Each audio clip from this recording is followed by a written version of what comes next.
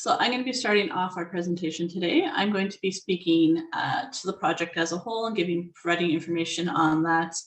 And then Diana is going to go next, and she's going to speak towards her part as a writer for the EAL components. And then Dina is going to go last, and she's going to give her experience of actually using the EAL module in classrooms. So as I was introduced, my name is Adrian Breyfogle, and I am the project coordinator on the IOTK project, which is the Indigenous Orientation Toolkit. Bear with me, I'm gonna try to slow my speech down a little. I do have ADHD and I tend to go really fast sometimes, and lucky for you guys, I do not have any medication today. So we're gonna have a bit of a fun ride here, but I will do my best. So I'm gonna go ahead and share my screen here. Is that showing up for everybody? Okay. So before I begin, I would like to acknowledge that I'm speaking to you from Winnipeg, which is located within Treaty Number 1 territory, the traditional lands of the Anishinaabe, Cree, Ojibwe, Dene, and Dakota, and is the homeland of the Métis Nation. I acknowledge that the water I use is sourced from Shoal Lake 40 First Nation, who went decades without their own clean drinking water, and there are still many Indigenous communities in Manitoba who do not have access to safe drinking water. I'm going to be speaking to you today about how Immigration Partnership Winnipeg has been working against racism and prejudice through education and bridge building. IPW has been working with Indigenous knowledge keepers and elders, newcomer serving organizations, and community organizations to assist in developing, understanding, and promoting solidarity between Indigenous peoples and newcomers to Canada. As part of this work, it was identified that there was a need to provide newcomers with information on Indigenous culture, including histories, custom and beliefs, and contemporary issues faced by Indigenous people.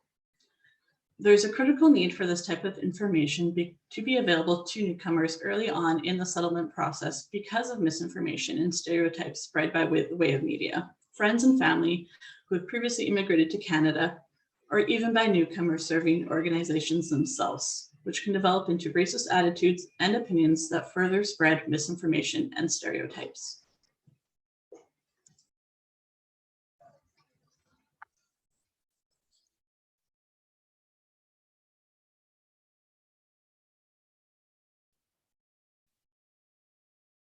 Part of this work, IPW has been working to create an Indigenous Orientation Toolkit, the IOTK. The hope with this project is that with education, encouraging the sharing of information and relationship building between Indigenous people and newcomers to Canada, IPW will help create a safer and more inclusive city for everyone. It has become clear that the IOTK has potential outside of its original purposes, as the materials it contains could be educational for those outside of the settlement sector. It could be a beneficial educational tool for employees in community-based organizations, as well as the general public, to help educate people on how the past translate into the issues many Indigenous people face today, as well as the misconceptions and negative stereotypes of Indigenous people. In doing so, this may help build inclusivity within communities and assist in battling systemic racism. Oops. As I speak to you about this project and the work surrounding it, I would like you to think about your own organizations. What, if any, steps have been taken to address systemic racism that may exist within your organization? And what, if any, steps have been taken by your organization towards reconciliation? As mentioned, the goal of the IOTK is to provide newcomers with information on Indigenous people and prevent negative stereotypes from developing into racist attitudes. It also aims to bring the two communities together through bridge building and fostering relationships between them. How IPW accomplished these goals had to go above and beyond just the toolkit items because we could not build connections and relationships that way. Originally, these were to be in-person larger events. Obviously, as many organizations had to, we had to pivot with COVID. And what these community engagement and cross-cultural learning events were going to be had to change. We were able to have one in-person event in July of 2019 when IPW took a group of newcomers out to visit Broken Head Ojibwe Nation. The project aims to complete 2 more of these events like this in the spring when we can gather outside, and apparently we will eventually get spring sometime in Winnipeg. It may be July, but sometime we will get it. Perhaps one of the most creative adjustments was the creation of Healing Hearts.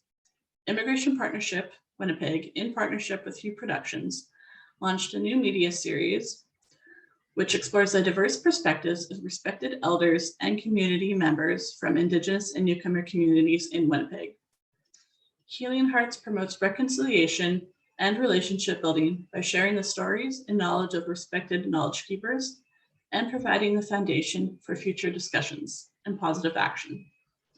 Topics center around Indigenous culture, history, and contemporary issues, inspired by themes identified for the Indigenous Orientation Toolkit under the framework of the TRCC's calls to action, and seeks to share commonalities between communities as we move together towards reconciliation.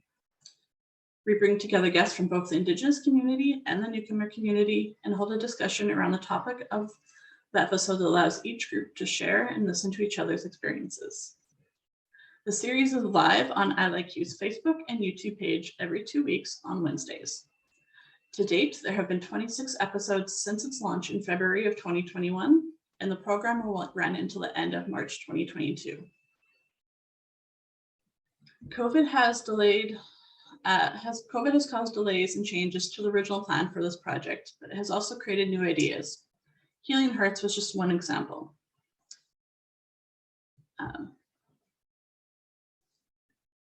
As the world switched to virtual and online, it brought to the light the need to have these guides accessible as an online learning tool. The goal is to convert the 7 facilitator guides into a digital learning system that people can complete on their own online and will be part of a website for the toolkit. This will make the toolkit more accessible to anyone who is interested in using it. While this project provides information focusing on information relative to Manitoba, it is gaining a lot of attention from other provinces who are interested in the work being done.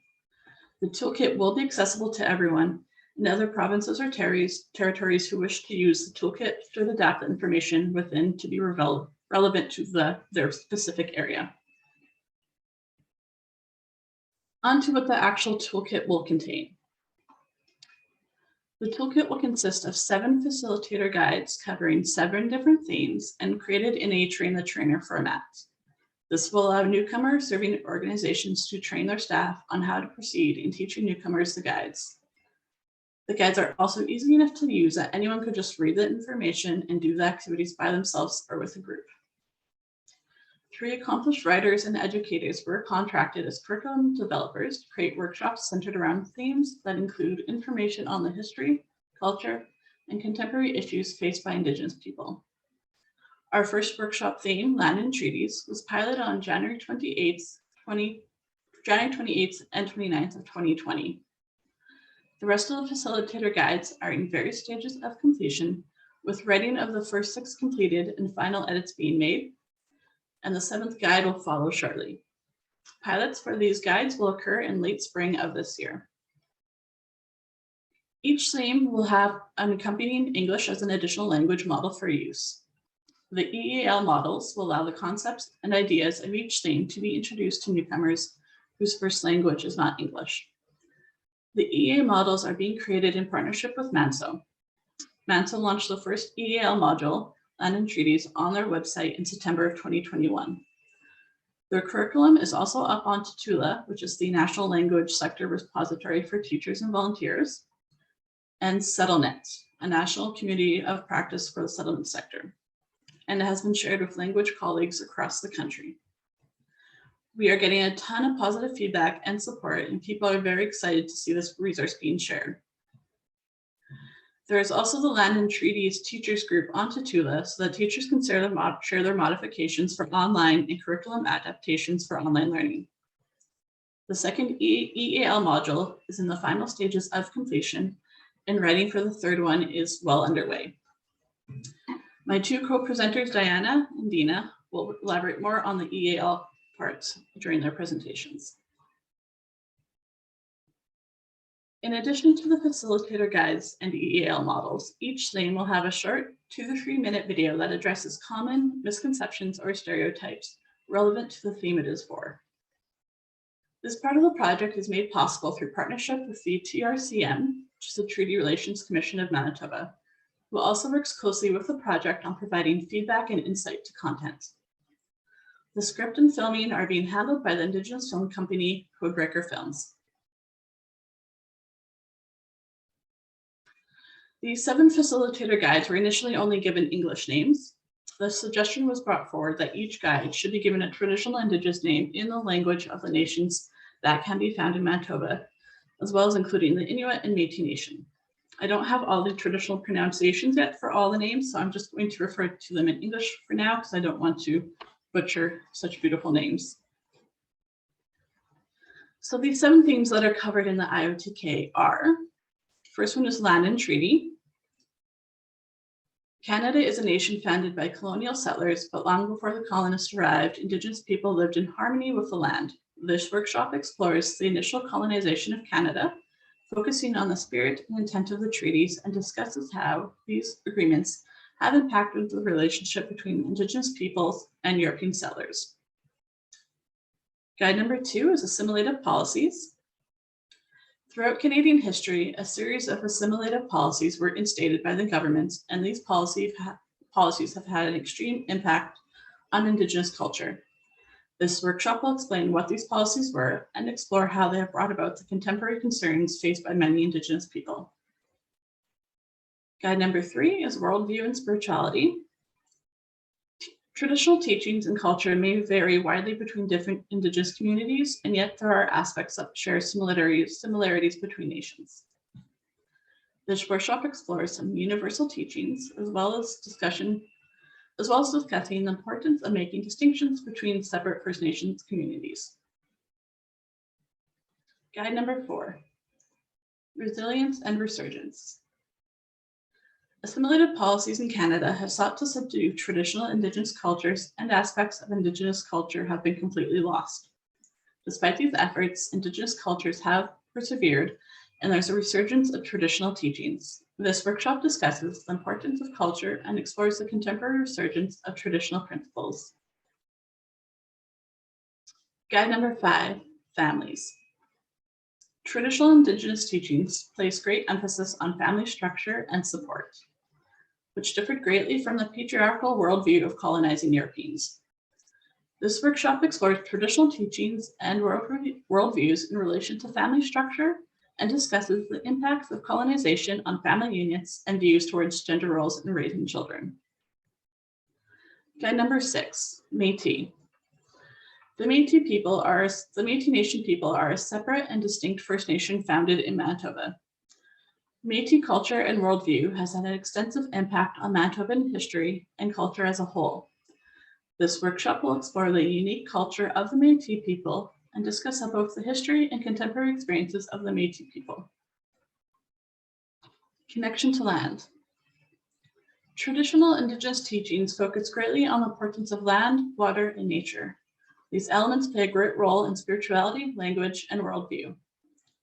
This workshop discusses the importance of land and water and nature to the culture of the Indigenous people, including our responsibilities to the land and how colonialism has impacted our relationships with the land.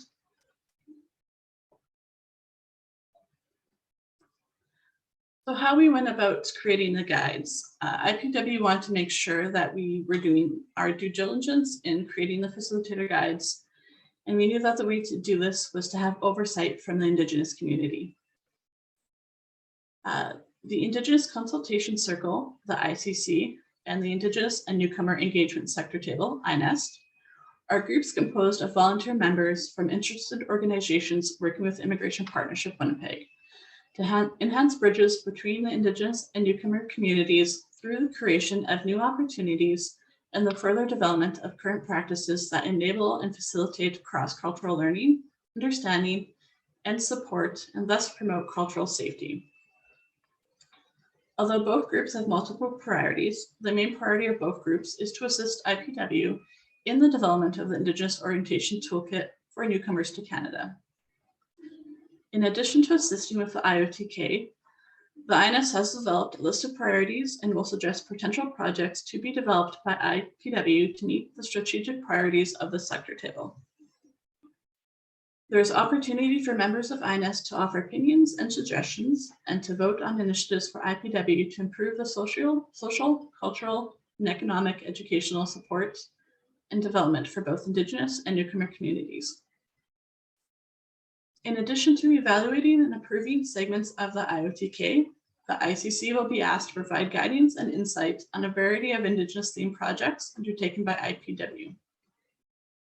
There is opportunities for the members of the ICC to offer opinions and suggestions and to vote for initiatives by IPW to ensure the accuracy of cultural and historical information, as well as to ensure that these initiatives are in keeping with the TRC calls for action for truth and reconciliation, and in keeping with the traditional values of Indigenous culture. So the themes for the guides were brought to INS for discussion to suggest potential areas of focus or improvements that could be made. This was essentially a brainstorming session so that the potential theme could be fleshed out and defined more clearly. Once the potential theme had been clearly identified, it was brought before the ICC for approval. Once the themes were established, the curriculum writers create a first draft of the Facilitator Guides and workshops. This first draft is presented to the ICC to provide feedback on any issues or areas that could be improved. The curriculum writers take this feedback and make the necessary edits. The edited content is once again submitted to the ICC for review. If there are no further issues, then the guide is ready to be piloted and a workshop is planned. Feedback is gathered from that workshop and incorporated into the project where possible. The ICC also provides content review and feedback for all areas of the IOTK, including the EAL modules and the video scripts.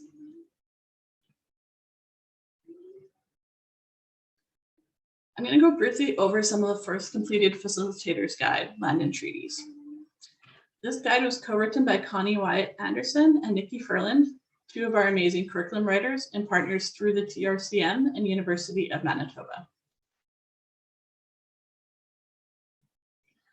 So here we have the organization and layout page. You will see that there's a list of activities in order, their estimated time, and the objective of each activity. It is important to note that the guides were designed as an 8-hour workshop, but they can be broken up into pieces. They do not need to be completed all in one day. The times provided for each activity are also an estimate. They should be adjusted depending on the size of the group and the benefit of adding more time for discussion. Some activities, like a sharing circle, for example, you would not want to rush and you would want to allow each participant time to share in a way that they felt heard. You'll also notice that you have a checklist of tasks that the facilitator will need to complete before the workshop, as well as all the list of supplies and materials needed. So it's very laid out neatly to understand what each next step will be and what you will need to do.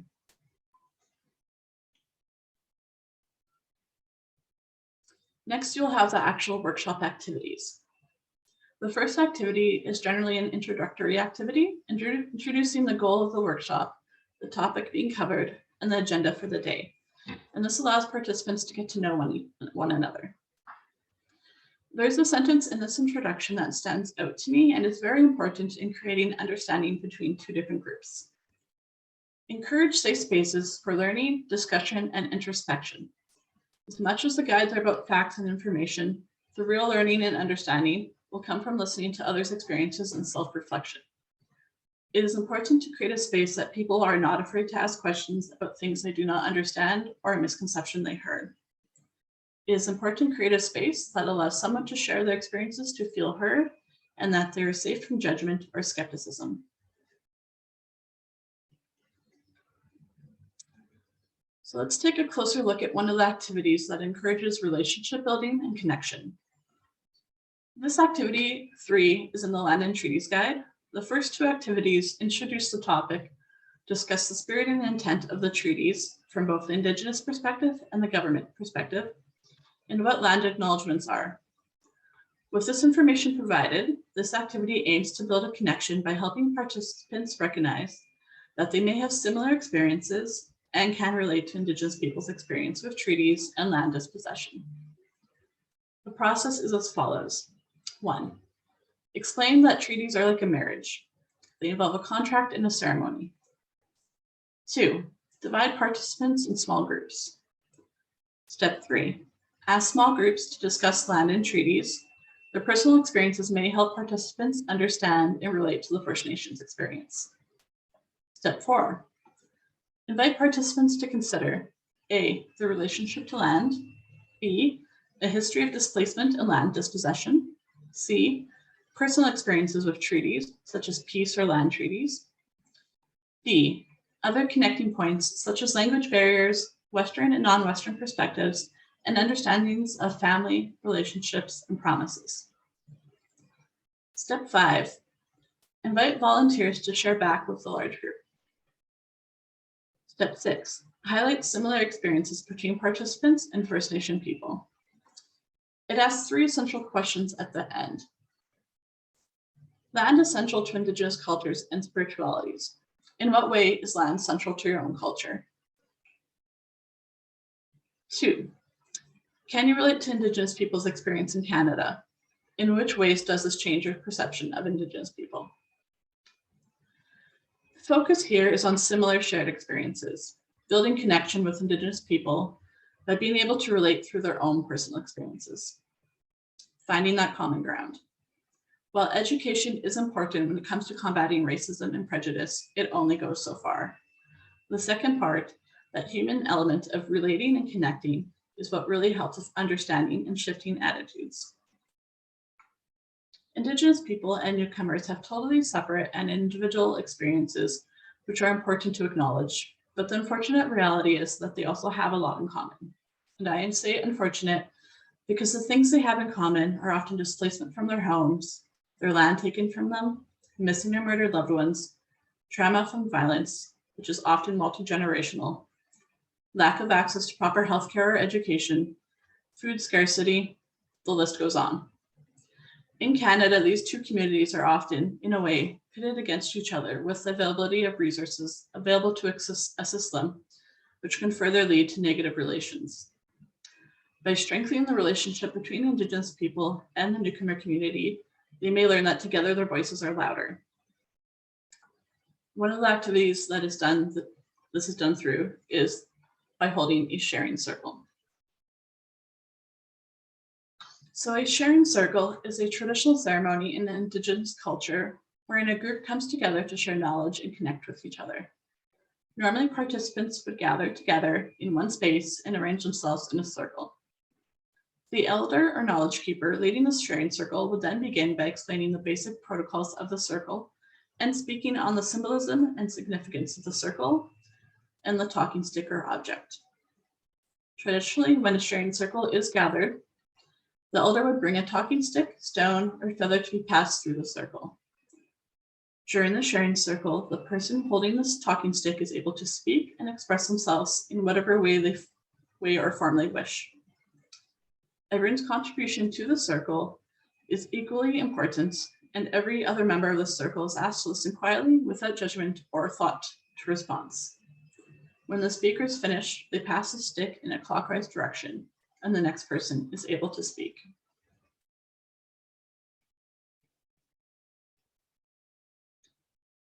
At the beginning, I asked you to think about the steps your organization has taken to address systemic racism and any work being done towards reconciliation.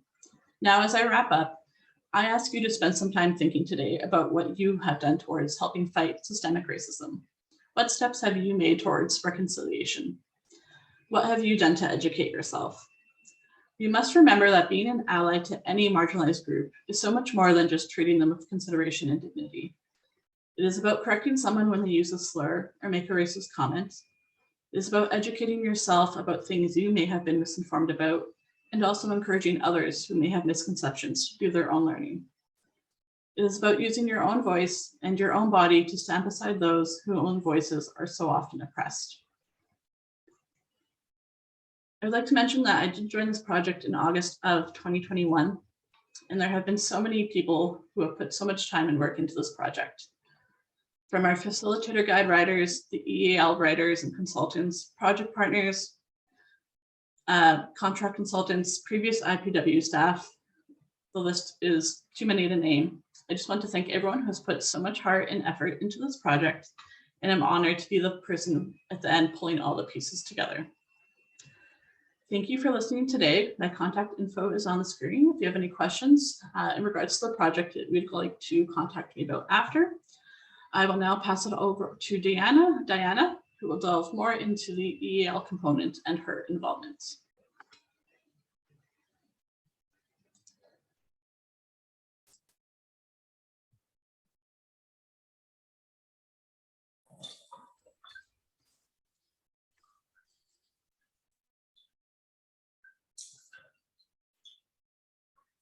Can I confirm that everyone is seeing my screen?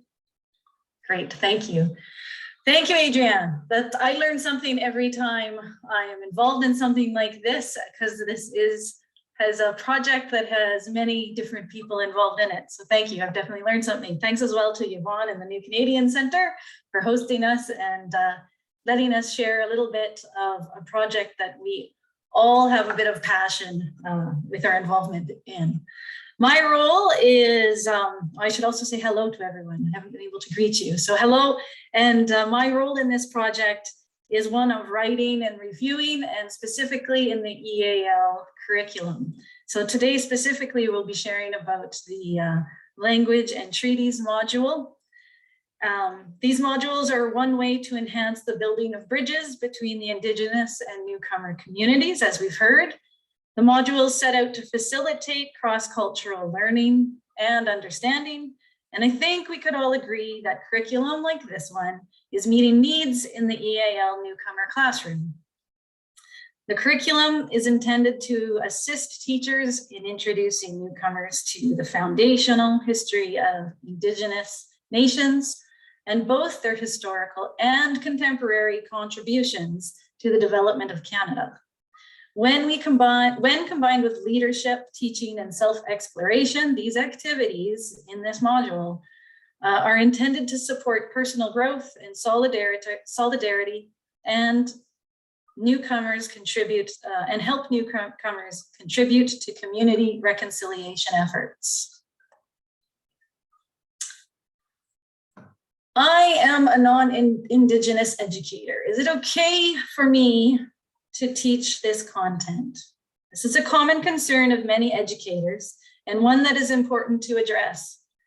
The Treaty Relations Commission of Manitoba supports the works of this project and believes that all educators can and should teach the history of First Nations peoples in Manitoba and in Canada. Non-Indigenous educators from a wide variety of backgrounds, born in and outside of Canada, will teach materials from the IOTK, the Indigenous Orientation Toolkit, Land and Treaties module, with understanding and encouragement of the TRCM. Having said that, it is important to note that we are not teaching First Nations culture, nor are we teaching about Indigenous spiritual practices. If students have questions about these aspects of Indigenous culture, please consider contacting local organizations to arrange a visit by an elder or a knowledge keeper. Instructors' primary responsibility to this module, as shared by the TRCM, is to educate themselves in order to teach Indigenous topics and themes with an Indigenous lens and understanding. The Land and Treaties module and the additional resources and links provided were developed through close collaboration with the Treaties Relations Commission of Manitoba and approved by the Immigration Partnership Winnipeg's Indigenous Consultation Circle. As such, we hope they empower instructors to further this important work of breaking down barriers, building knowledge and empathy, and advancing the work of truth and reconciliation. The Land and Treaties EAL module includes highly usable teaching-ready materials for a variety of classroom contexts, from community-based conversation circles and language instruction for newcomers to Canada, the LINK programs. Materials connect content to competencies, content on Indigenous topics and themes to CLB competencies, and to meaningful language tasks for English learners from Foundation Literacy to CLB 8. Considerations for learners with literacy needs have been made throughout the module. Notes on teaching for literacy students have been included as well. Larger fonts and specific design elements have been used in handouts to help aid literacy learners. Materials have been vetted both for content as well as CLB and PBLA alignment. These materials are not sequenced, and devise a plan that best meets the specific needs. Instructors are free to review the materials and devise a plan that best meets the specific needs for their class and their learners.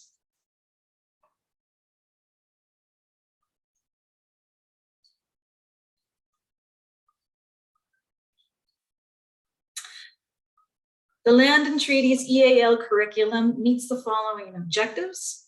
Students support students from Foundations Literacy to CLB 7-8.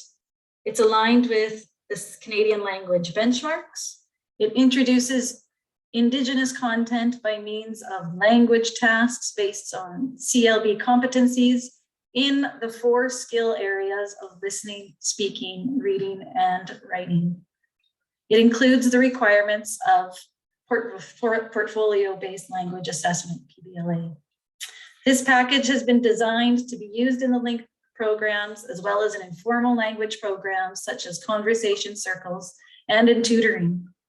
The layout of materials includes a glossary of terms, conversation circle activities, which hold the content-based materials, a PBLA module plan to show the overall competencies and tasks, skill building activities and skill using tasks for each skill area, which include teaching notes, answer keys, transcripts, and student handouts. The final section contains the assessment tasks for each skill area. And again, these each have teaching notes and answer keys. Also included in the module are student handouts for setting goals, practicing vocabulary, and learner reflection.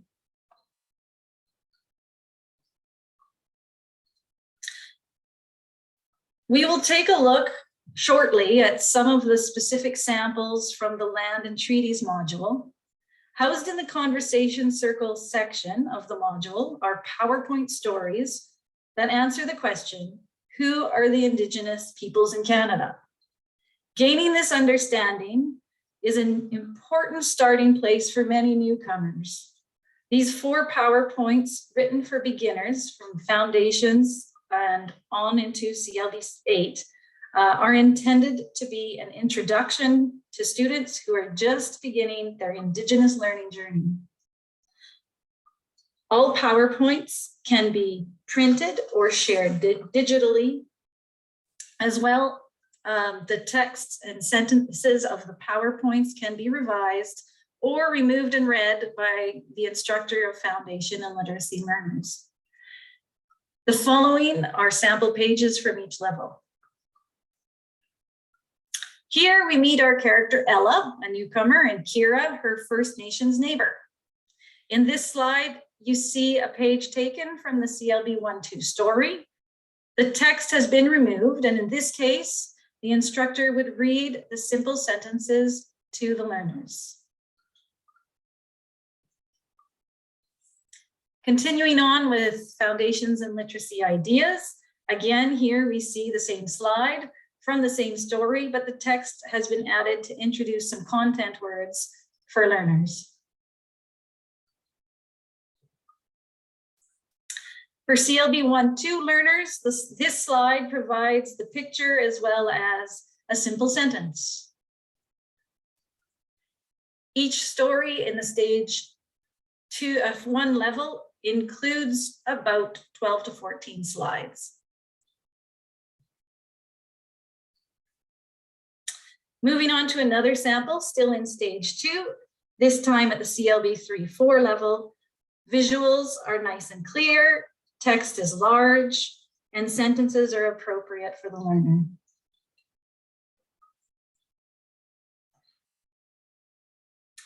In this slide for CLB 5.6, the character Ella has moved to the workplace. Sentences and paragraph structures are written for the CLB 5.6 learner. Questions are also included in the Let's Talk About section, both for CLB 5.6 and CLB 7.8. These questions are designed to increase learner engagement with the story and to provide opportunities for classroom discussion. In this final slide for the stories, we see a sample from the CLB 7.8 level. Idioms and vocabulary have increased for the CLB 7.8 learner, and questions again are included for discussion and reflection.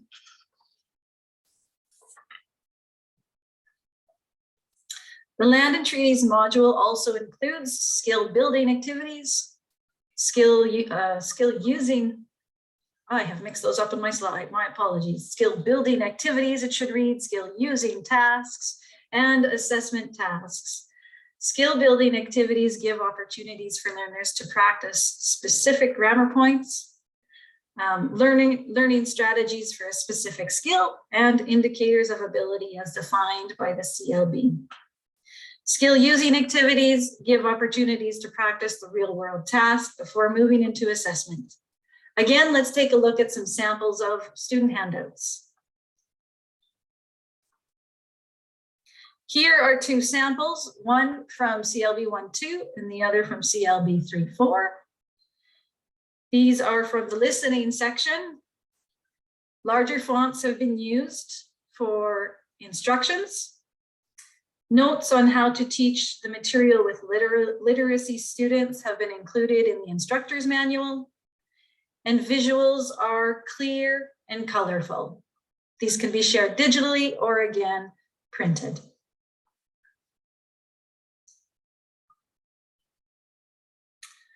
Moving into two more samples from stage 2, CLB 5.6 and 7.8.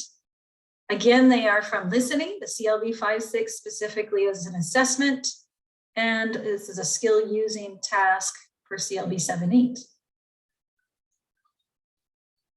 This is page 1 of each activity, as both activities continue on with about 10 to 15 or 18 questions.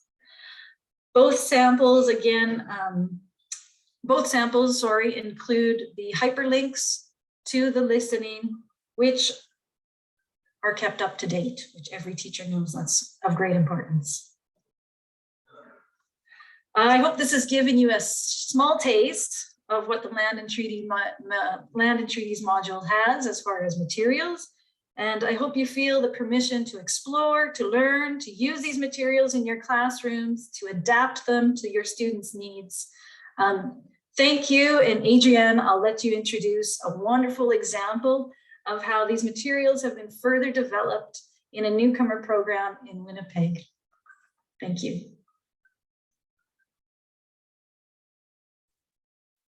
Thank you, Diana. Diana has done a ton of work on this project. She has been a writer on all 3 guides so far. Were you on the first one? I don't remember.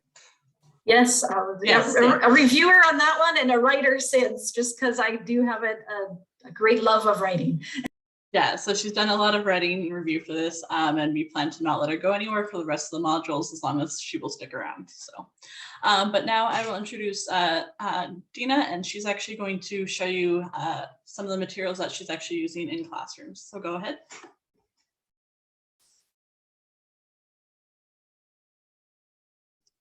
You're just muted.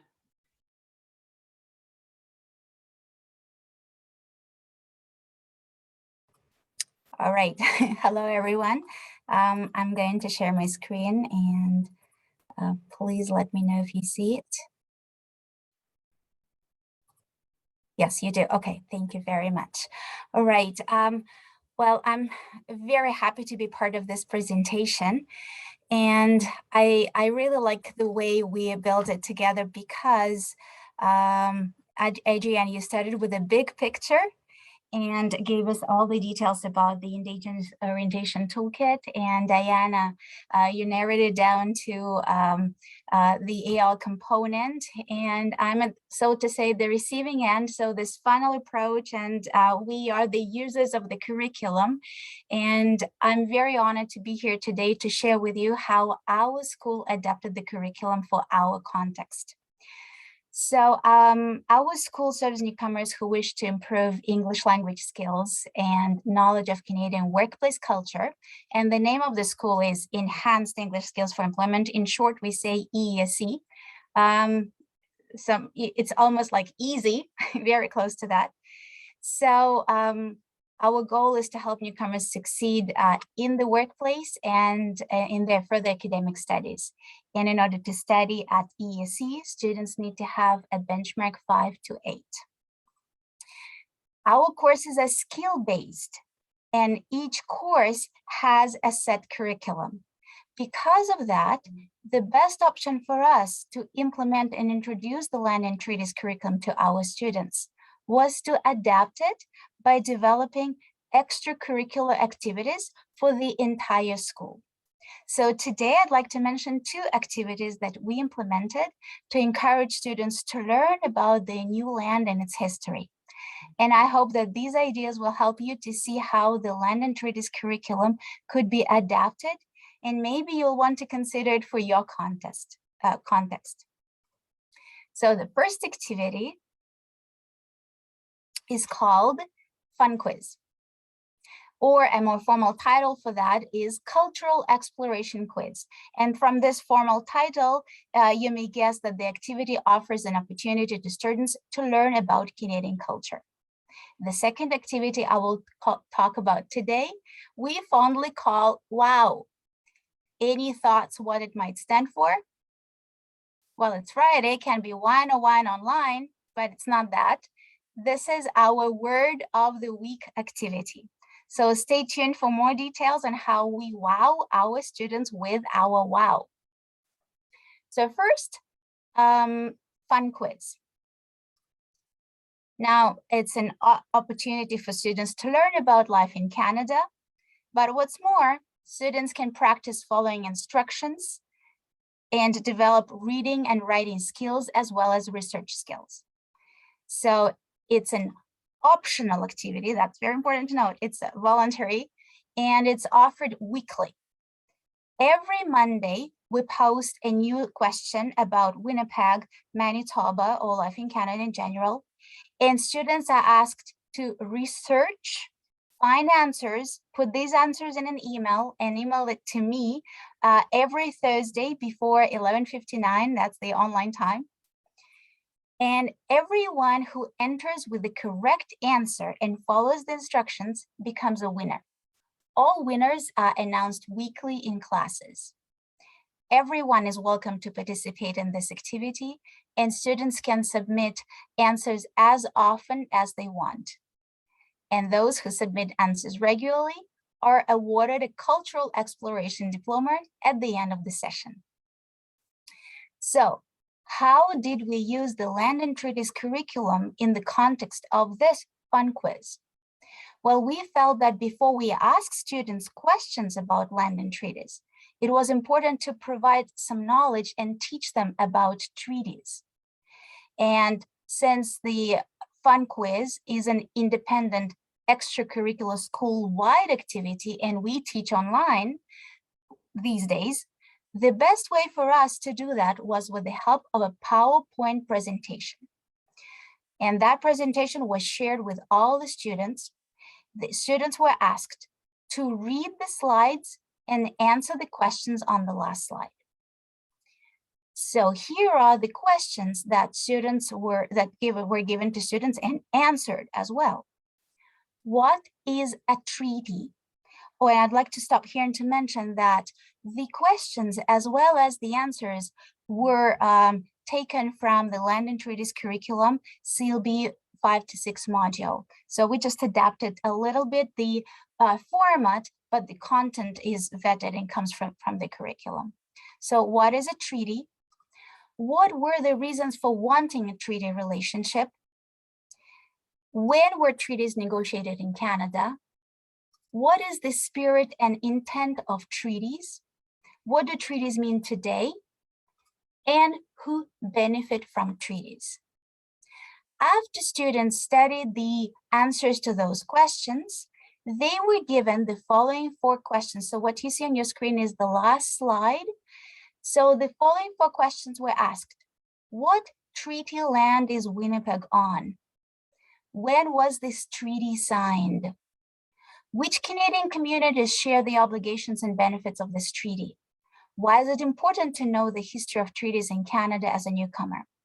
So once students were familiar with land and treaties by studying the slides in the PowerPoint, it was already easier for them to find and compose correct answers to those questions.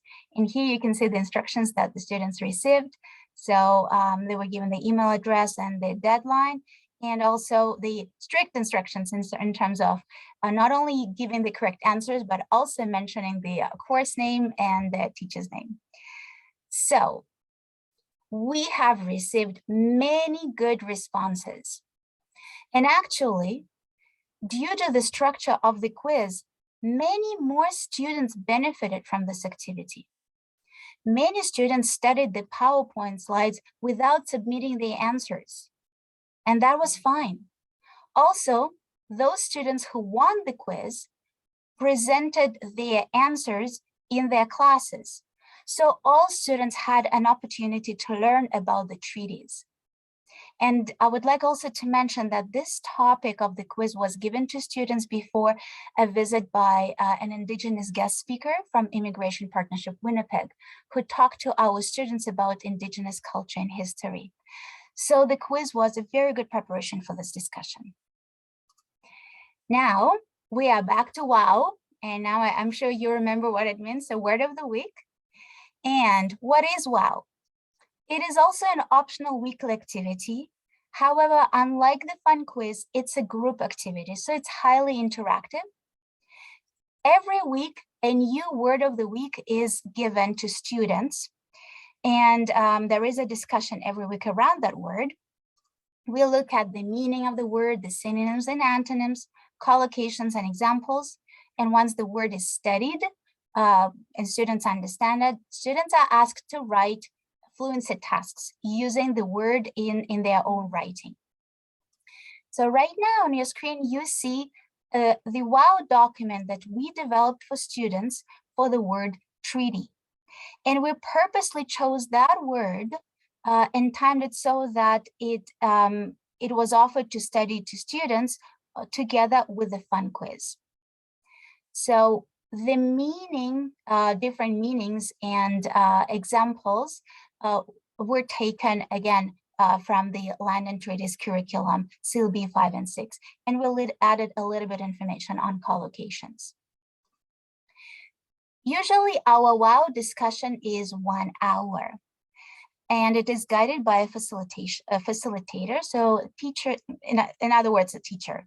Facilitator goes through each part of the WOW, making sure that students understand each meaning, and we talk about the differences in the meaning, and then we focus on examples. And during each part of the discussion, the facilitator asks students to share their experience with the word and its meaning and the context of the word today.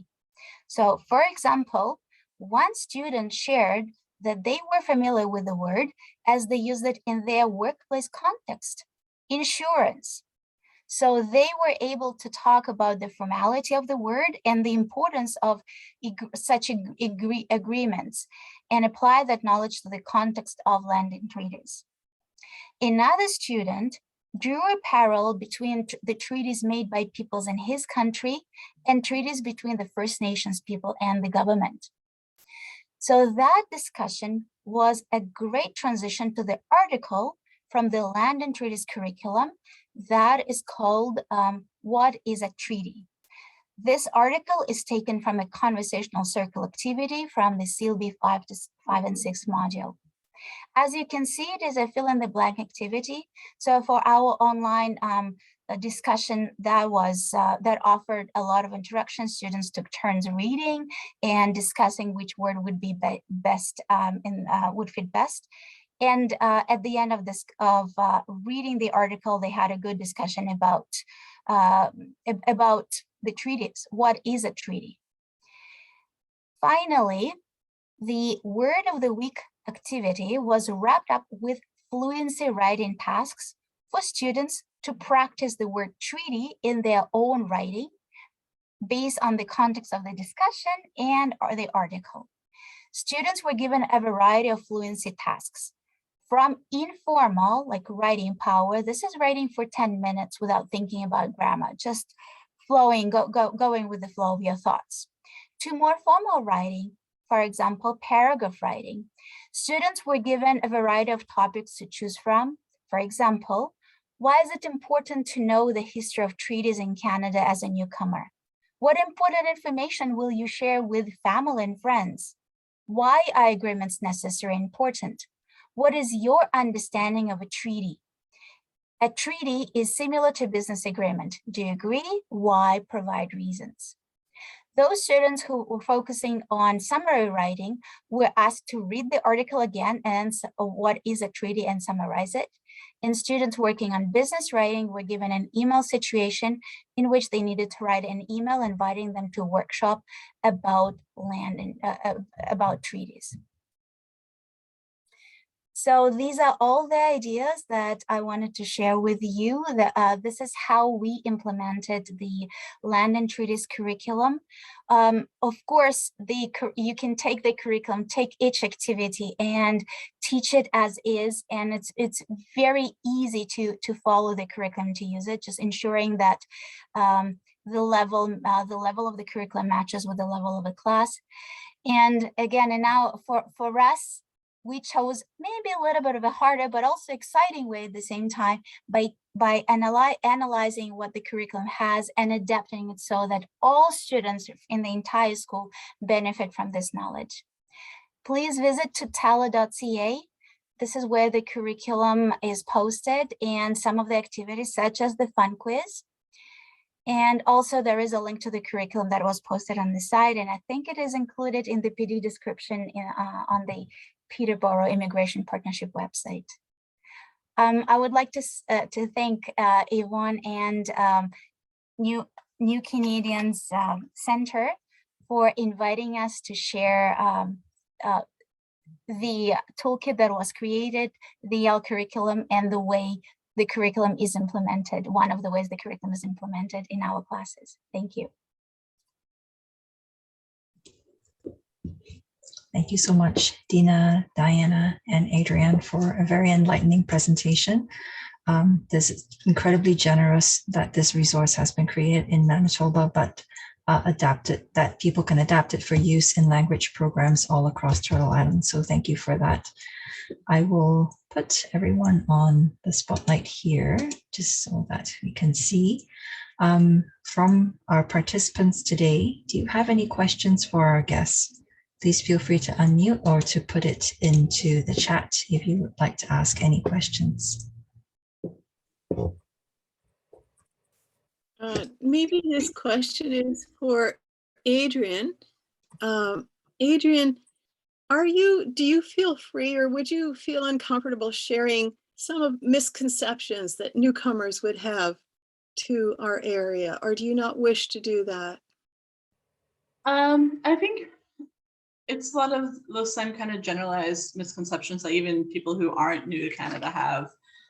Things such as like free education, they get a house, they get all these different kind of tax breaks and stuff like that. And it's not correct information that's shared with newcomers who come over. Or there's the misconception that my cats have joined the party here. All Indigenous people are lazy and so they're on assistance because they don't want to work, which is not entirely at all true for anybody, for most people on assistance in general. So it's just that kind of misconceptions that we're really kind of trying to steer away from. Thank you.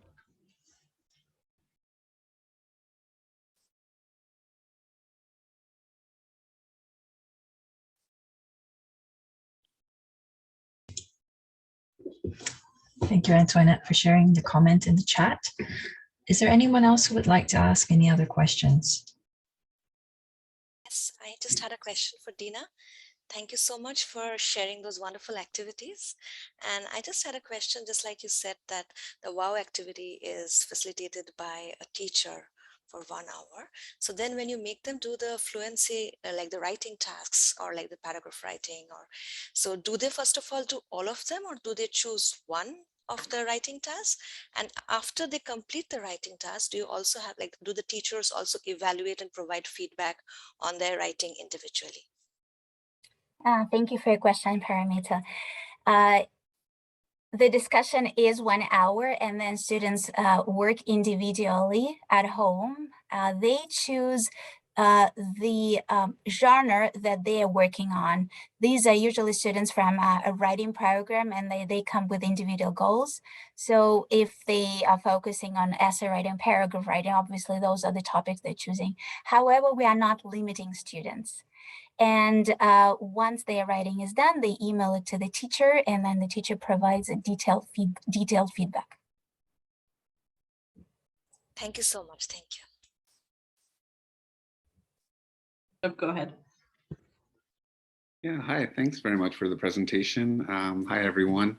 I'm also based in Winnipeg here, and so it's been great to hear the full scope of this presentation. But I was curious about, from a Peterborough perspective, if there's things like this underway, or not like this, but in terms of connecting newcomers, Indigenous communities in the area that this could articulate to or be run alongside. Perhaps I can respond from the perspective of the New Canadian Centre. So the work that we've been doing has really been about introducing newcomers to the communities in our area, Curve Lake and Hiawatha. But any work specifically related to pairing that with language learning is new for us. So when this approach came through IPW, I thought that this was a good opportunity to bring that learning to our community. A lot of the materials, I think, could apply to the work that a lot of our volunteers, tutors, and instructors are doing already. But perhaps there could be some additional work to make it more localized, to think about communities in our area here. I can answer it as a person who's been involved with an international coffee house since 2006. Our custom was to take international learners to old country dances where there were violin players and just wonderful evenings in a small community. And we did have a gentleman there who was in a residential school in Brantford, Ontario, who used to come and enjoyed talking with the students, so much so that I took Indigenous Studies at Trent, as well as worked as a diversity placement at Hiawatha First Nation. And he came to my classroom and spoke to the students about his real life experience. And so I'm just hoping that these very old musicians are still able to entertain us and bring us back 100 years, and that he's still alive and able to talk about his past the way he did.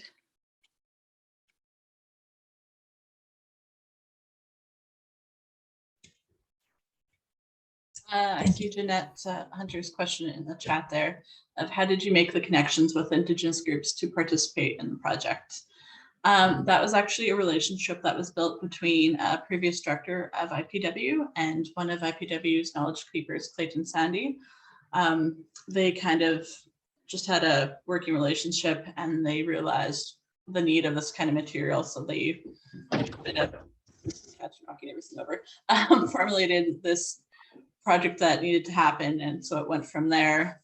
And then so obviously we reached out to the Treaty Relations Commission Office of Manitoba to work with them as well.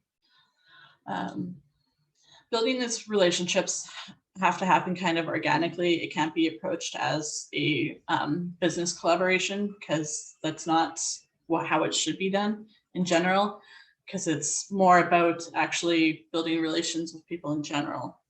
So that's the best way to go about it, is kind of let things happen organically. And that is kind of why this project took a while to kind of get off and running, is because we did want it to happen organically.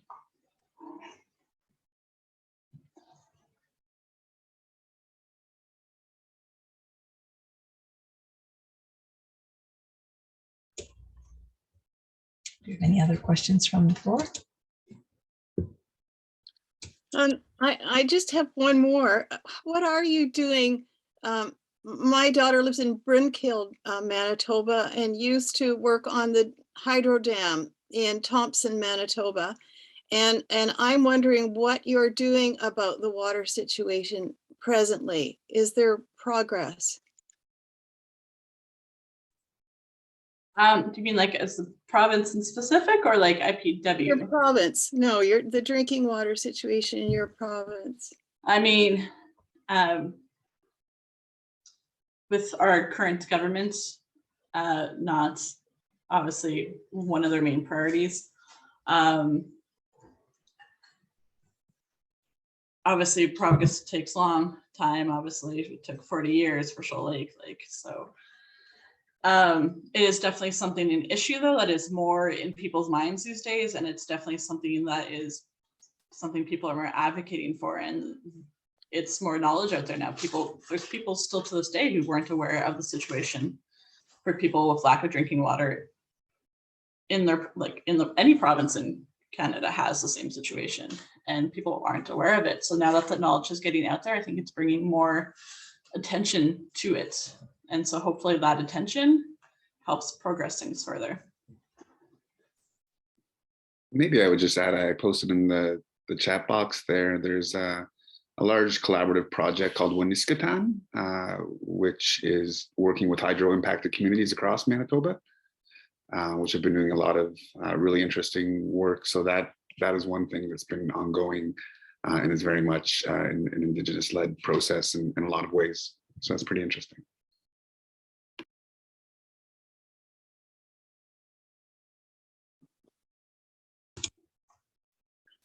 Thanks, Maggie, for sharing. Pre-COVID, our community has presented workshops where anyone, including our students, could attend and participate in a blanket ceremony and learn how to hoop dance.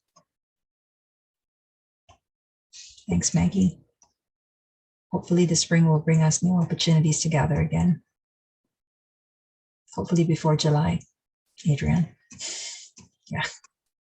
I mean, the rate Manitoba's going with their temperatures and the amount of snow, I don't know. Great. Well, thank you, everyone. Thank you, Dina, Diana, Adrian, and for coming to the presentation today and for sharing your wonderful knowledge with us.